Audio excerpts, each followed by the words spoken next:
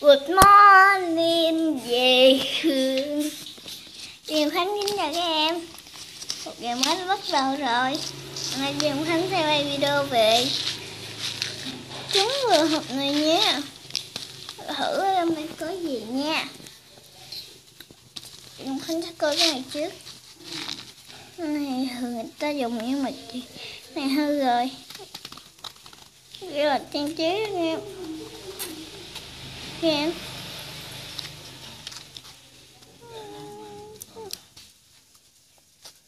Cái gì Diệu Khánh không có rõ trên nữa.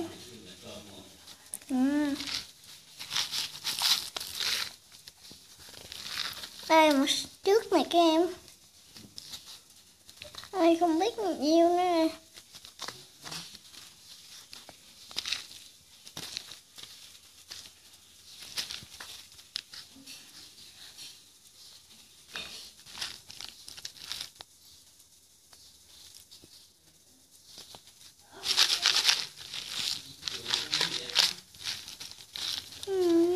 Vẫn không biết nè. Có gì giống ở trước mà.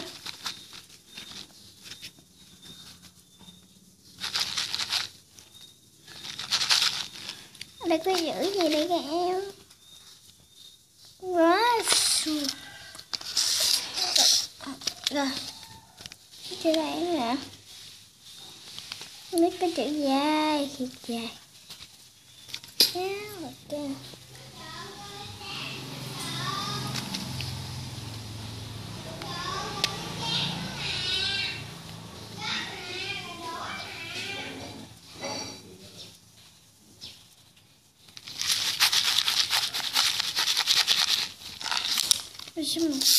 Cái coi cái trứng này nha.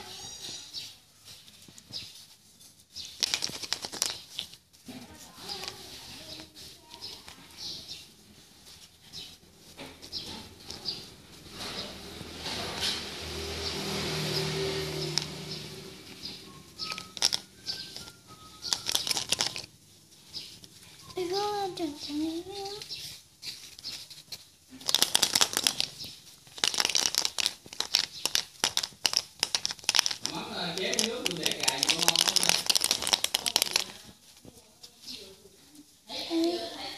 Diệu Khánh mua ở siêu thị Walmart giá 2.000 đô.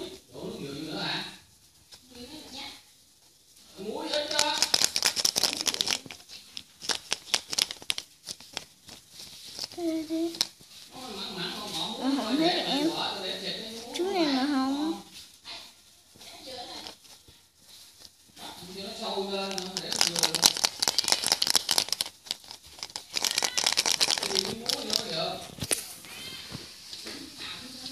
Diệu Khánh sẽ mở cái này trước.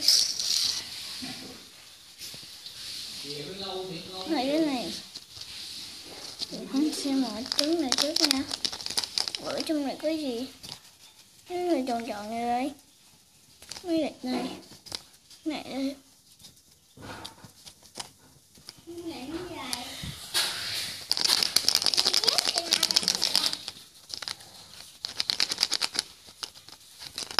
Trên mở này nha. Ở trong này có gì? À, là một chiếc xe hơi. Chiếc xe hơi một tiếng rồi các em phải không?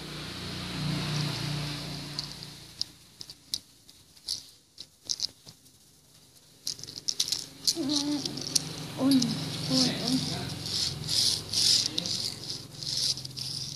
Chúng ta sẽ mở cái theo. Cái này nha. Không có gì nha.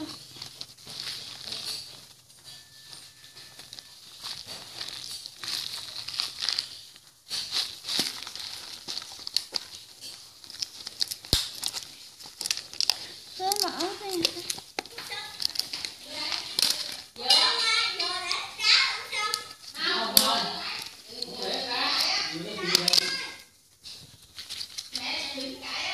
Đó nào.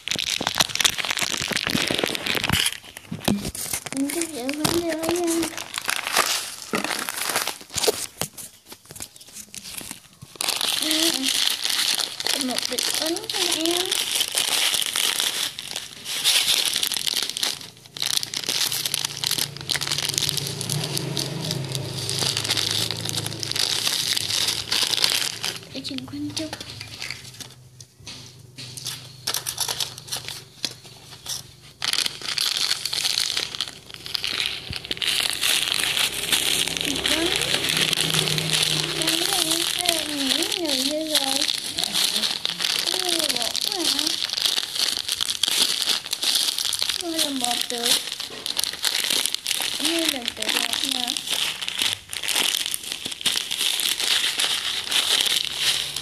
Một cái mấy cái bánh này, 1 trứng nè. Thứ 1 có thử cho mấy bạn gì nữa nè. Một chiếc xe.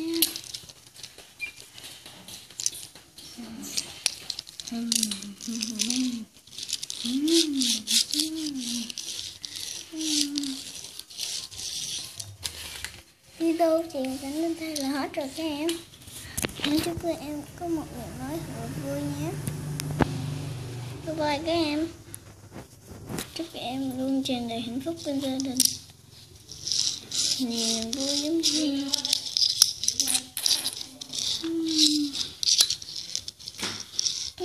cái hơi đấy sao